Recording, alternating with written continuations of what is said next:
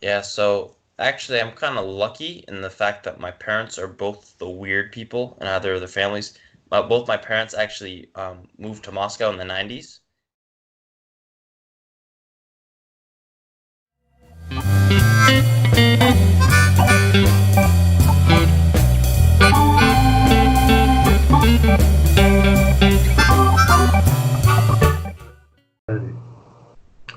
So let's have it. Okay. Today's guest is Colin. Welcome, Colin. How are you today? I'm good. How are you doing today? Not bad, not bad. Uh, I'd like to thank you for giving us some of your time and your opinion on the expat view of life. All right, Well, no problem. let's get straight to it. How old are you? I am 18 years old. 18. That's younger than when I started. Let's see. Where are you living right now? I live in Oldenburg, Germany. Oldenburg, Germany. And where did you come from? What country did you come from? I'm from New Hampshire in America. Okay. What was your home like in New Hampshire? It's very rural, so there's 3,000 people in the village where I come from.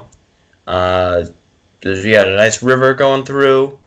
Um, yeah, I mean, very small school. 60 kids graduated with me.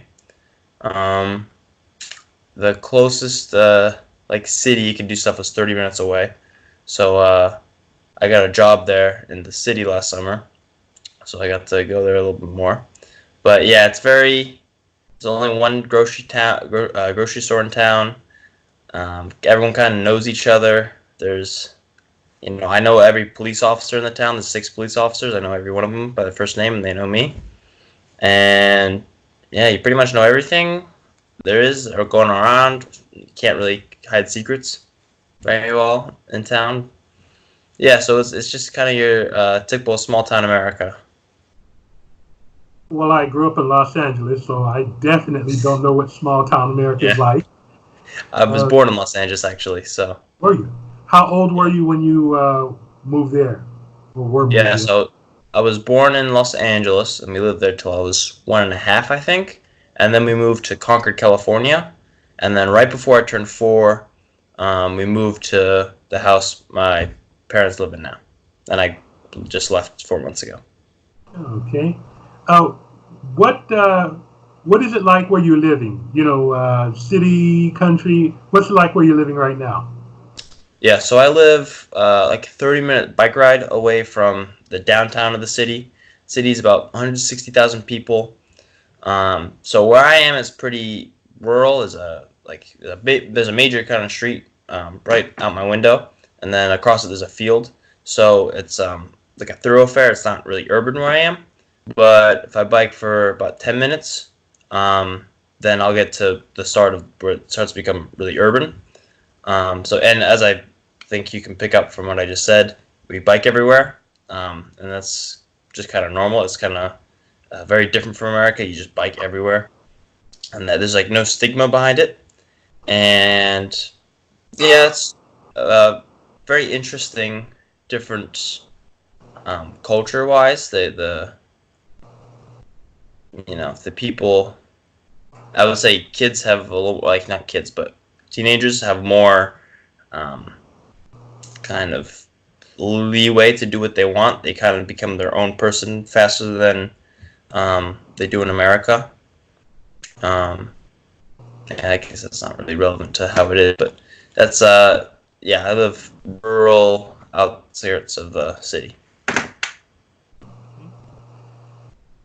Most everything you know and everyone you know was in the U.S. That's Why right. would you move to Germany? Well, that's a good question. So, I met a girl who was doing an exchange year in New Hampshire, and she was from Germany. One thing led to another, and I started dating her, and then she came back here, and I came and visited her, and I came and visited her again, and I was actually, if I back up a little bit, before, in the summer of 2017, I lived for 2 months in China, and So I kind of wanted to go to university in China. And then, so it kind of was in my head that I wanted to go overseas. And I kind of just, I met her and then like, oh, maybe I'll go to Germany instead. And then I looked at the pros and cons of China versus Germany. And college is basically free in Germany, whether you're German or not. It's 600 euros a year, which is nothing. Um, and I can get a job here, and I couldn't in China, like as a college student. And I would have more support of a support structure here. And yeah, I just figured, hey, well, why not?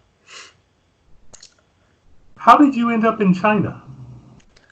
So I started learning Chinese in freshman year of high school, and there was a lot of Chinese exchange, not exchange students, but they just came to go to high school in America, and so I made friends with them and started speaking Chinese with them, and I actually joined the math team, and everyone on the math team spoke Chinese, whether or not they were Chinese, except for one person. The teacher who was in charge of it was Chinese American, and he was second generation, so his parents spoke Chinese, so he spoke Chinese, and he had gone back, and a lot of Chinese students were there, and then other students who were in my the math course who were not of Chinese descent, they also took Chinese as a foreign language at the school, so everyone except for one person spoke Chinese, and so we would go like every 2 weeks, we go do something to one of the math competitions, and so I ended up just speaking Chinese all the time, and I really enjoyed it. So then sophomore year, there was a school trip to China, and I went with my friends from my Chinese class, and it was a lot of fun. And then the summer, I decided I kind of want to go to China, and so talked to my parents about it, and so my dad and I moved to Kunming, China for 2 months, and I went to Chinese school, and for 6 hours a day I studied Chinese one-on-one with the teacher, and that was an amazing experience. So I speak Chinese still better than I speak German at this point. So yeah, and then I went back with my dad. My dad travels a lot for work, and so he went to Singapore, and then once more to Beijing, and I went with him to kind of be the translator, break the ice, and I also got to do an internship via my school with my dad, so it was an internship. But so yeah, it was I've had a lot of fun in Asia. I'd definitely be going back to China, but yeah, it's kind of been put on hold by Germany right now. Very good. Are you studying German in school right now? Yeah, so what I'm doing for school now is from 9 to 12 in the morning. I go to German class. There's a bunch of other people. I'm right now in my second class. It's the beginning of A2 in the European framework of languages. And so I'm with other people who are learning German at the same pace as me. So there's about 20 of us in the class. And so for 3 hours a day, we just do German. And then I'm also studying online with SNU. I'm an online student. And so and there's no set class time for that, so I just have to have there's deadlines on Thursdays and Sundays, and just every week you work towards it. So that's very flexible of me. So there's only like 3 hours a day I have to be somewhere, and I'm set in for school wise. In preparation for this trip, what kind of things did you have to wrap up in your life before you disappeared off to Germany for who knows how long? So I obviously got to go talk to all your family. Luckily, my family all lives on the East Coast. My dad's whole side of the family lives in New Hampshire or Massachusetts. So you got to say hi. I was lucky enough that a lot of people came for my graduation.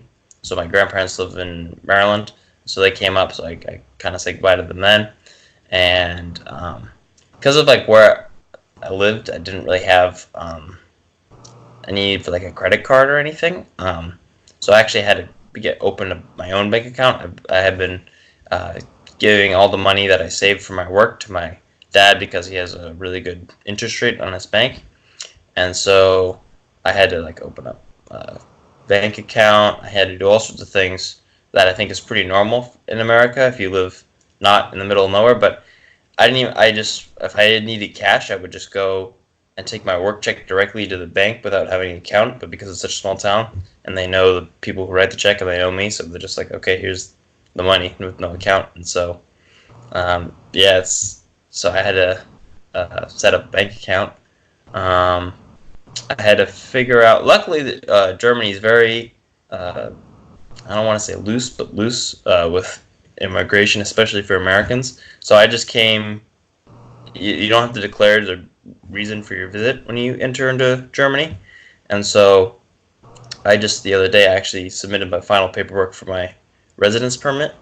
But you can just come in as an American for 90 days without any declared reason in Germany. I got stuff set up for that, but I actually turned 18 here, so I had to wait to open up a special bank account so they know I have the funds to support myself. So I've just finally put everything off to the immigration office. So yeah, that's the preparation I did. So you're saying the process for immigration is fairly easy for an American. Basically, you set up an account. You probably have to show you have some type of financial stability, and other than that, you're kind of there. They let you in. Yeah, so for the details on the residence permit, they actually just while I was here, they upped the amount it has to be. So it used to be you have to have 720 euros per month, but now they just upped it up to 850 euros a month. And I think that's inflation, so it just happened to be I was here during that. So basically, you have to get, I think there's 8 different providers. They call it a sperkonto, like a saving account, so or a blocked account. So I can only take 1/12 of the money out per month of a year, and so it's to prove I have the funds. I'm not going to take welfare, or I'm going to be able to live. And so I did it with Expatrio. It was a little bit of a hassle to get the money over because wirings, especially when you live in a small town, my parents were trying to get the money over, and but I finally got it done. Other than that, you need a passport photo to give them so they can put you on the database, and I had to fill out just a tiny bit of paperwork about like me declaring I wasn't a terrorist. Um, what else? You have to have health insurance. So I was already fine. I already had health insurance in America that applies. Um, yeah, I can't think of anything else. I think that's it. And just have to have your passport. Show them your passport, and they have to take a copy of your passport. But other than that, oh, and also you need to go separately from them. You need to go to so they have Landkreis and Gemeinde.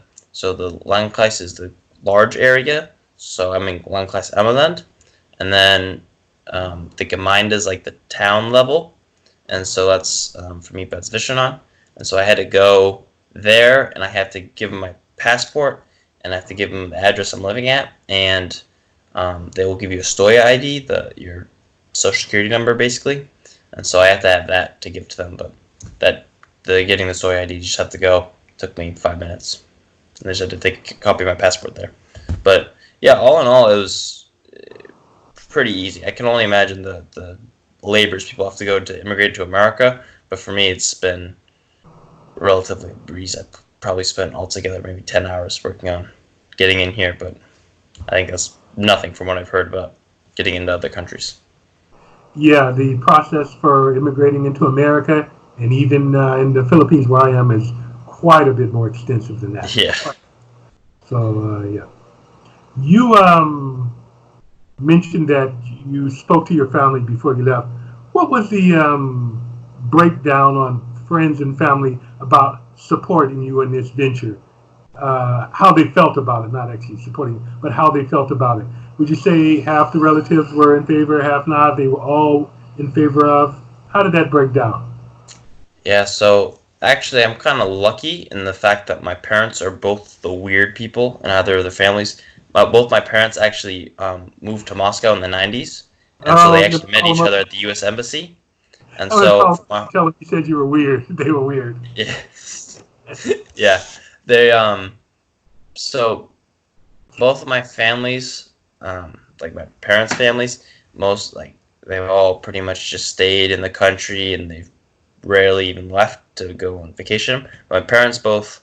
My dad took Russian in high school and then in college, and then he got a job at the embassy. My mom, um, actually, she was raised Mormon, and she did a mission in Finland, and she studied Russian in college. And then so she decided, I speak Russian, I may as well go get a job in Moscow.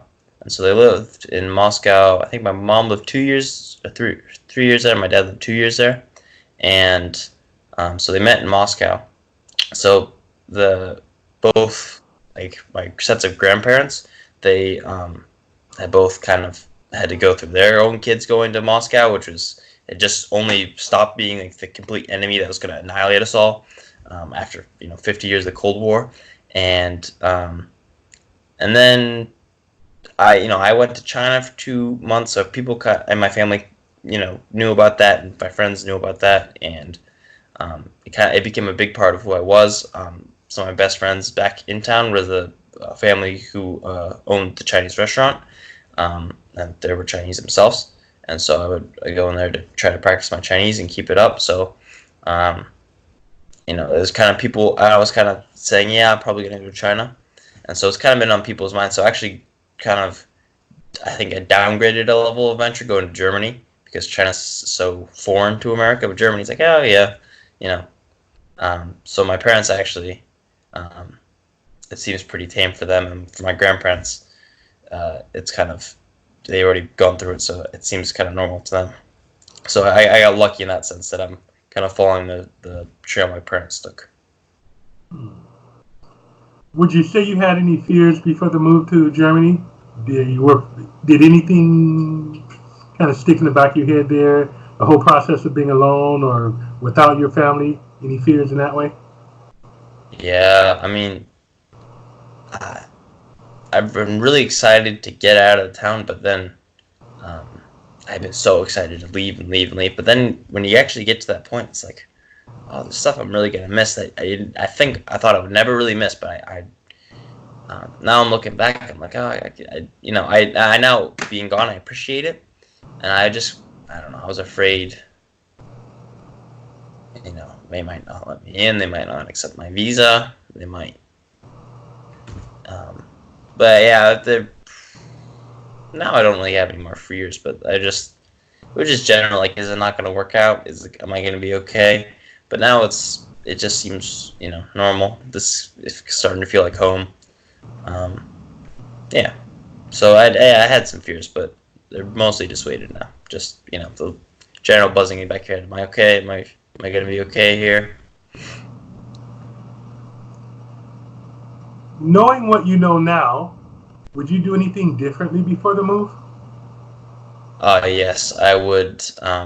The second I turned 18, I would set up the closed account, and I would have sent the money.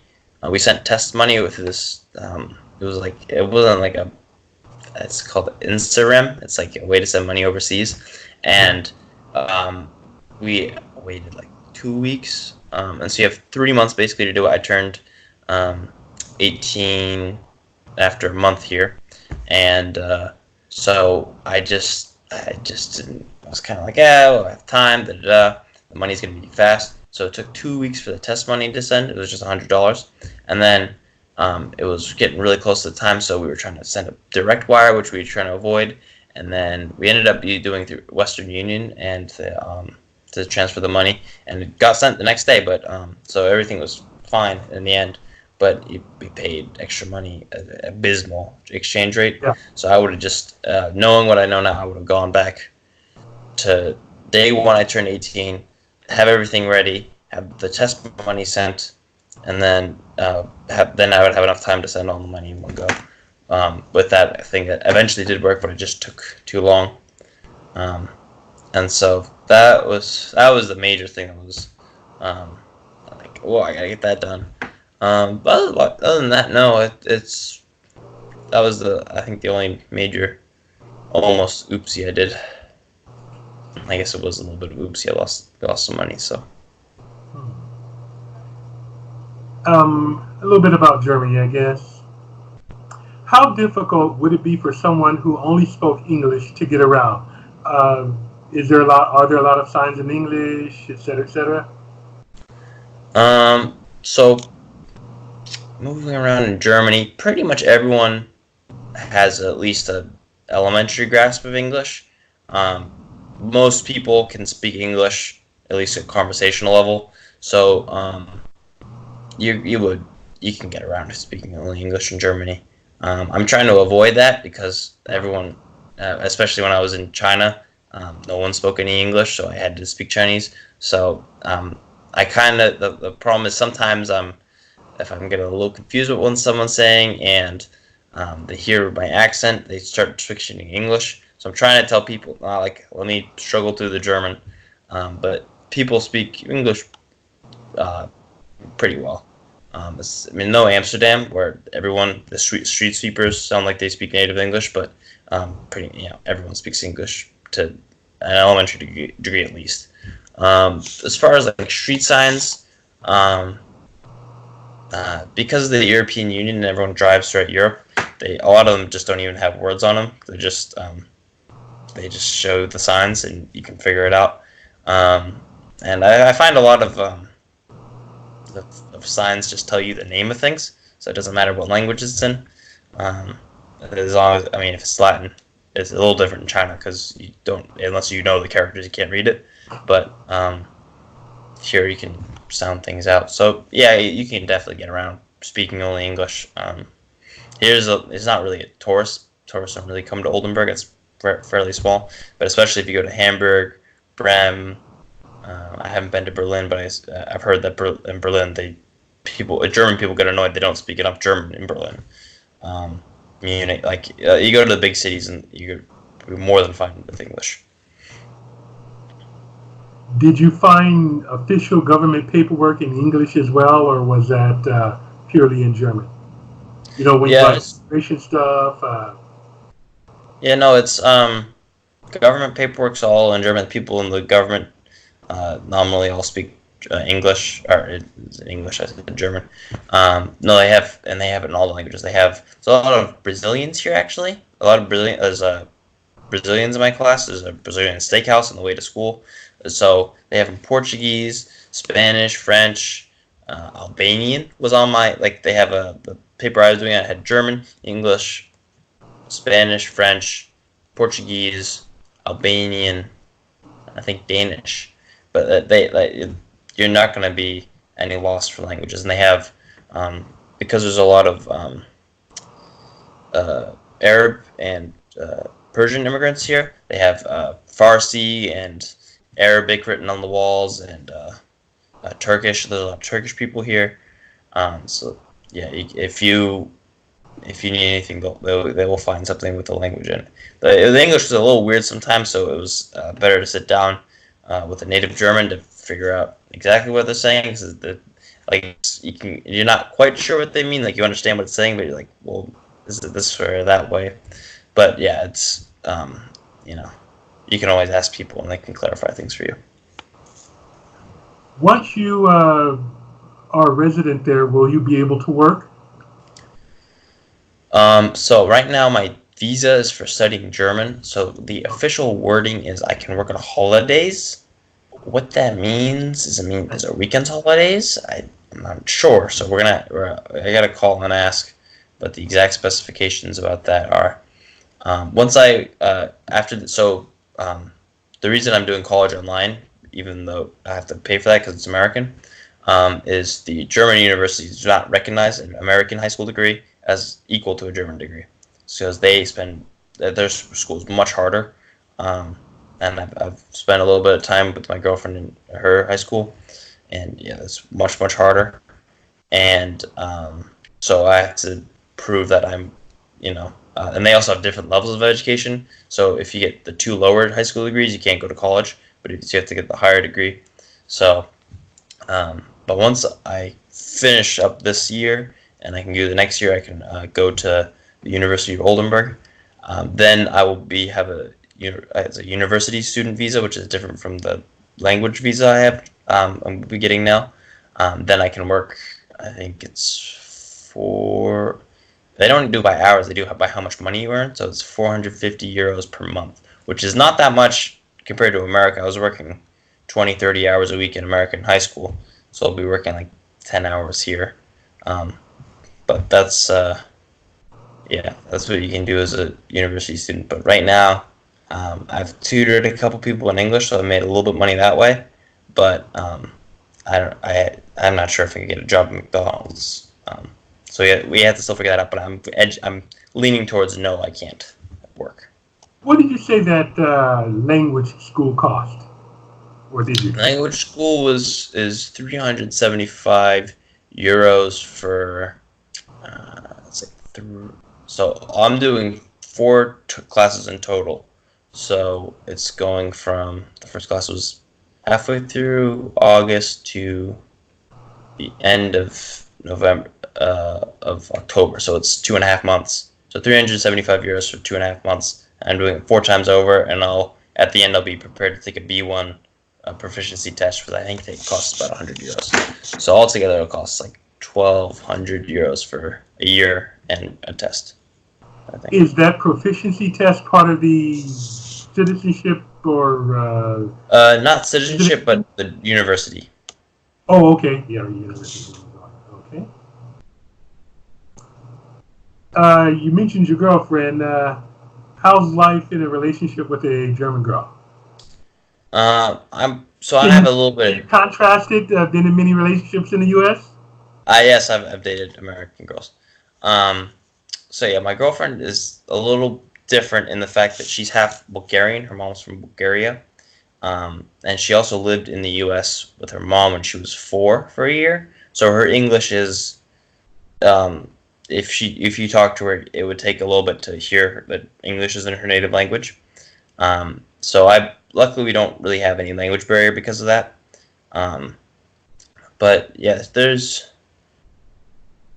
definitely a little bit of a difference, I would say, in terms of like perceived equality. In the U.S., you definitely always have to pay for the meal, but here it's not really seen as like a gentlemanly thing to pay.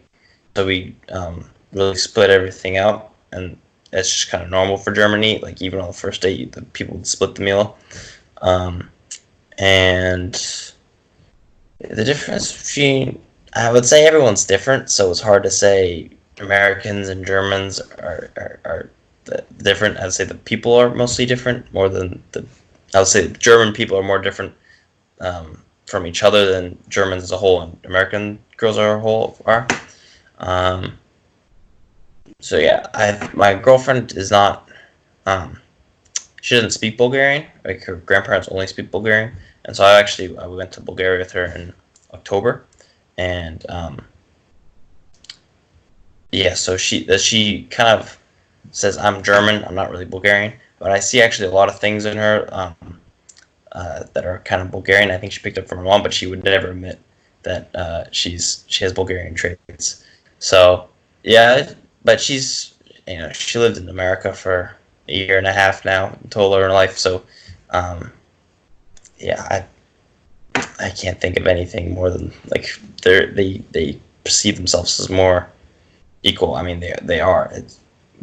They don't expect kind of the traditional American bring you flowers to your door. Here's all the meal. Here's everything paid for. They don't really expect that. They expect being a housewife is not a common thing in Germany. It's a very rare thing. So it's much more equal in terms of. I would say not even America men are more equal. I would say are above women. I would say that just the roles are tending to seem a little different. Like it's not as common for both people to work, but in Germany that's kind of the expected norm. Ooh, okay. What's the level of acceptance like of foreigners from the Germans? You feel fully accepted in you and other foreigners? How do you think they look at foreigners, generally speaking? I know it varies. So there's actually a very clear divide in Germany. If you look at AfD, the Alternative for Deutschland, it's the kind of new right-wing party that's kind of risen on a lot of anti-immigrant. If you look at who votes for him, it's literally the border of East and West Germany. East Germany, all the states were in East Germany. they overwhelmingly support AFD, and West does not. So the thing is, but the West is they've had immigrants for much longer. So the Turkish people really started coming in 1970s. There's like 2.7 million Turkish people who live in Germany now, and there's Turkish food all over the place. So here I'm in the east, or not the east, the west, excuse me, and so it's actually it's not hard, but it's very common for people who their parents are from another country. It's it's not weird at all. My girlfriend's mom was from Bulgaria, for example. Um, it's just normal for people to be from different countries, and um, it's not normal that I'm from America. They don't get that many Americans coming, but no, they have tons of immigrants, and so it's just normal here. Not so much in the East. That there's immigrants can go there now, but they're just the population is the communists. Everyone kind of had to stay where they were because they didn't really have freedom of movement. So there's in the West, it's pretty. It's like it's just normal. People actually think I'm Dutch because we're close to Holland, but no one really is like. There's no one ever said go back to your country or anything like that. No, that would never happen. Have you found that your level of political awareness has increased since you moved to Germany? I would actually say it's decreased. Like I hear there's impeachment hearings and whatnot. I'm sure I would know all the details about that if I lived in America. I'm actually kind of just like out of it. I would pay pretty close attention to politics in America. Actually, I I know that there's something going on with Ukraine and Trump and Joe Biden, and his son was embezzling and they're impeaching. I don't know, impeachment inquiry. So I just see the headlines. I don't really look into it anymore because it's over there, and I have no clue what's going on with German politics. So I'm actually way less in tune with what's going on politically. Have you read or studied any German history to get a better understanding of the people around you? Yeah, well, I'm in here. I haven't really read anything, but I've done, um, I know quite a bit about the Second World War. I think it's very, very interesting. Um, when my German gets better, I want to start reading what the Germans have written on it because it's a totally different perspective. Yeah. And but right now, I would not be able to understand the intricacies of what they're saying. I read a lot about Napoleon's influence on Germany and the Confederation of the Rhine. I wrote a paper in sophomore year about. I argued that Napoleon was kind of the hidden spirit behind the modern unification of Germany, because the Holy Roman Empire was just a complete mess, and all the Oldenburg was pretty much its own kingdom, and Bremen, which is 30 minutes away, was its own kingdom, and all these different places where they were in the Holy Roman Empire, but they were just basically different countries. And so, I've done not. I know more about Chinese history, for example, from when I was there. But yeah, I know a fair bit about German history, but I haven't really done much here. But it's definitely to this day they can still kind of see the effects the Nazis have and the backlash against it to this day. So, for example, there's a building I pass almost every day, and it says Nazis töten, which means kill Nazis, and they have stickers everywhere. And there's a sticker, and I think it's mostly referring to AFD actually, because AFD are the new Nazis, and they say Nazis essen heimlich Döner, which means Nazis secretly eat Döner, which is I love Döner. It's from Turkey. It's like this sandwich. It's fantastic, but it's an immigrant thing, so Nazis don't like it. So I think you can definitely still see the effect that the Nazi era had on Germany. Did you have any preconceived plans of what life would be like when you got to Germany that didn't come into realization, that didn't happen?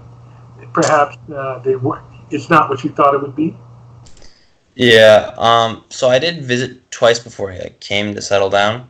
But we have this vision in our head. I think in America that excuse me, Nazis. Germans are these very strict. Like everything must be perfect, and there's a whole lot more leeway than that. I would say there's a lot of Germany is an aging population. There's a lot of older people, and so there's definitely a spirit among them that, like, yes, you must be on time. You must be da da da. But I would say among kind of the young people, it's they're not so like we must work, work, work. We must be organized, and like and the trains are never on time. Pretty much, people are like, oh, because everyone's like, yes, the Germans are so pünktlich. They're so on time, and not really. And they, if you like, for example, if you're meeting friends or you're going to a party, you say, oh, we'll see you at 8. That really means 8:30, 9. They're not on time when it comes to social things at all. Like, and it's expected that you're going to show up an hour, half hour late. Um, and so it kind of this whole. Actually, in my class, my German class, we read a article. It's called "Sind die Deutsche wirklich so pünktlich?" Are the German people really so on time? And it's like saying no, they're not really on time.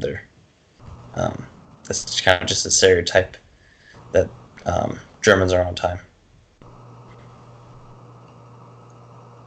To clarify, if you had medical needs, those would be taken care of because your dad has medical insurance, or is that something that you have worked out with the German government? So yeah, it would be covered under my dad's insurance. I haven't had to go anything medical here. I haven't. I'm kind of at the stage. Even if I was in America, I don't expect to really go to the hospital. But yeah, it would be covered on my dad's insurance, and so there's a they had to take the letter to the German government that I have insured up to this amount. Um, so yeah, it presumably be paid by my dad's insurance. I do have the card which to contact them and the thing for Germany. So, but I don't know if they have the Führerschein, I think it's called. No, that's a driving license. It's another kind of thing. It's like everyone has the same looking card for the health insurance. So, and it has like a chip on it, the way you have on a credit card. So I don't know if they'd be able to scan mine or what. So I'm just hoping not to do anything medical. That's my plan for that. But like that's kind of a cross that bridge when you get there kind of thing. But yeah, presumably it'd be on the insurance. What German customs celebrations are you fond of? You please like Um, holidays, so we just custom celebrations? Anything in particular that you find particularly yes. amusing?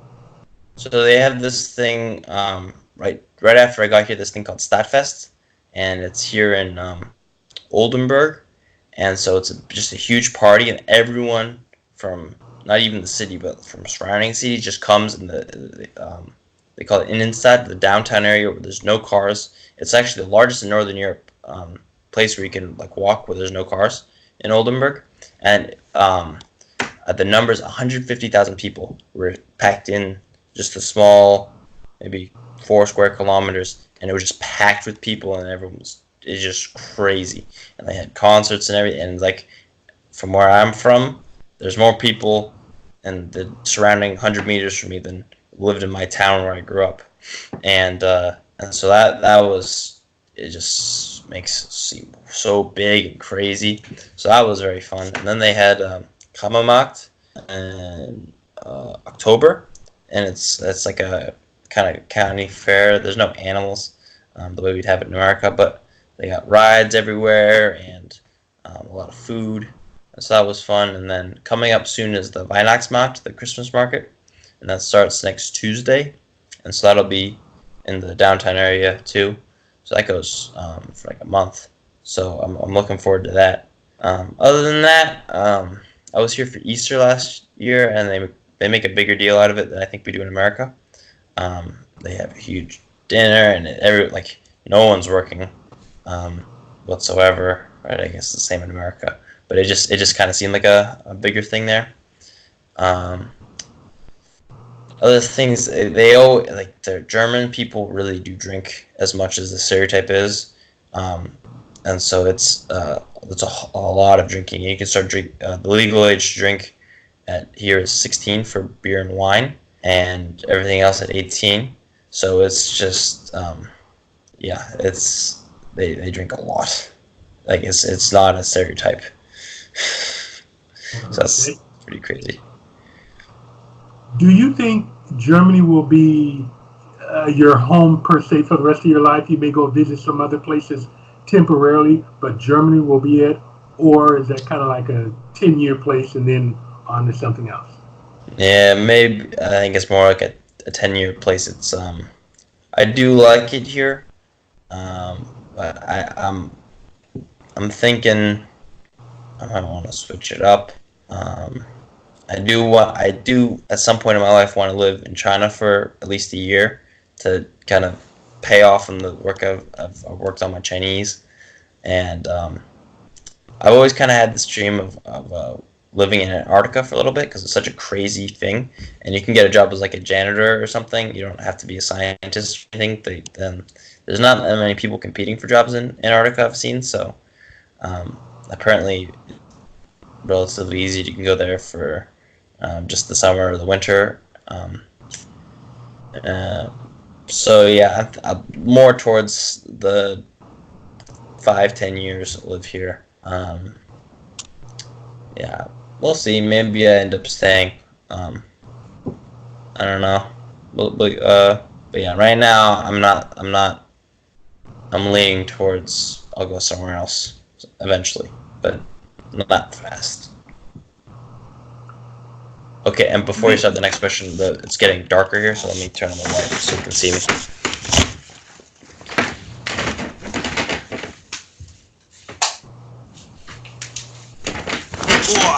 Okay. Lighter. That was a pretty aggressive move to Germany. What type of person would you recommend that to? Who should consider this and who should not? If you are very strongly kind of dependent on seeing your family all the time, then I would say probably not for you. Especially for America, the time difference is 6 hours is very brutal. I found when I was in China, the 12-hour difference makes it easier. So like if you're done with the day and they're just beginning their day, or you're beginning your day and they're done with their day, but 6 hours is a kind of a weird time. So it was pretty hard to talk to my parents and my whole family, because by the time they're at it, they're done with stuff. I'm going to sleep.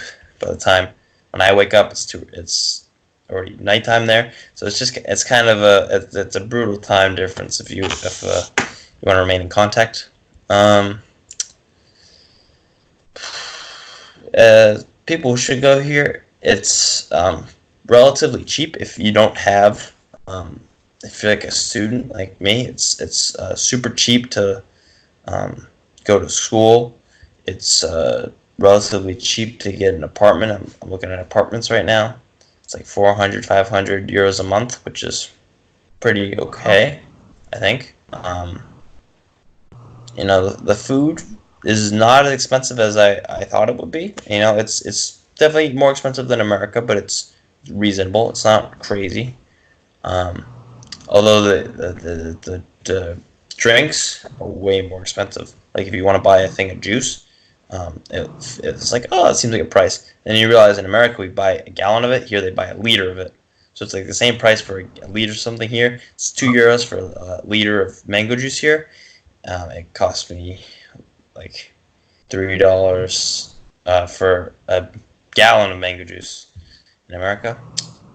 But overall, it's probably a cheaper place if you're going to college. So especially the German language is a little bit hard at first grammatically, but once you get over that grammatic hump, a lot of the words are similar to English. It's easy to remember vocabulary. So if you really can't handle grammar, then don't come here. It's a tough time learning the language because it's kind of like math. There's 48 different ways to change the way adjectives are depending on they called cases and the masculine, feminine, neutrum, plural. So there's 48 different ways, which is crazy. But yeah, there's a lot of things in learning the language, but it's doable. Anyone can do it. It's just the amount of time it would take different people. And yeah, it's just if you're looking to you're expected as a young person just kind of be chilling. You're expected to have a good time. Um, as I said, they kind of give more responsibility and more personal freedom to people at a younger age here. But then whatever that level is, it's not quite adult. It lasts longer. So it lasts until you're like 25. And so in America, once you're out of college, you kind of start to be an adult. I mean, it's still be like, oh, you're just barely an adult. But I'd say once you get that age, you're kind of expected you need to get a real job. In Germany, there's not that rush. I think that probably has to do something a little bit with the socialistic policies they have going on, the high tax rate. So if you don't really have that much to be taxed on, great place. You get a lot of benefits. But if you have like an established career and you're from another country with equivalent living standard, probably be prepared to take a massive tax hit. The pretty high tax rates here, but for me, it's not making any money anyway, so I get a lot of benefits out of living here. Yeah, so it's a good place for young people. On a scale of 1 to 10, where would you say your German speaking abilities are?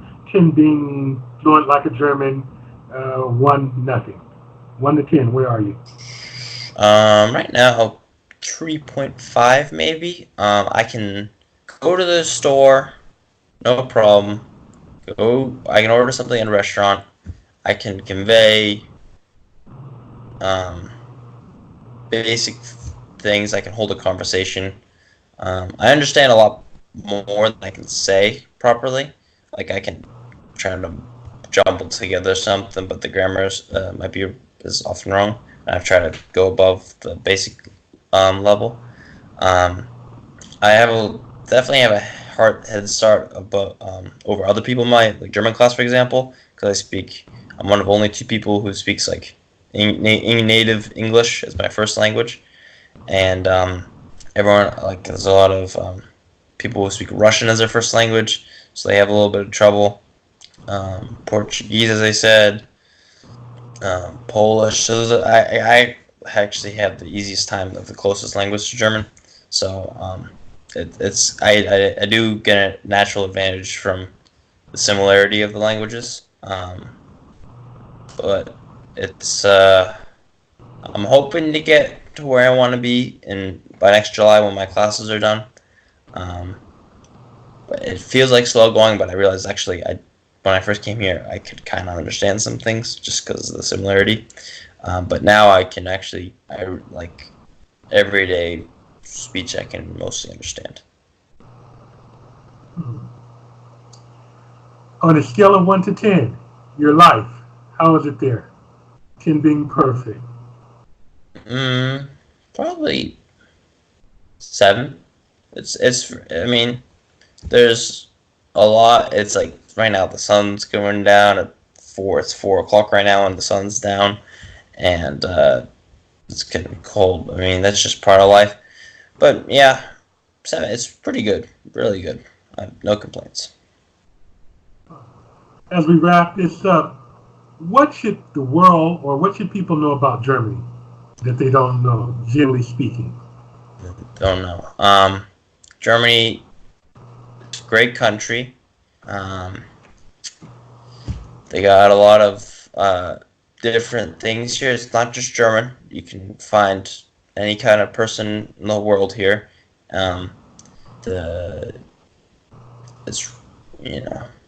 It's got the centerpiece of Europe, and it's got a lot. It's this crossroads of everyone in Europe.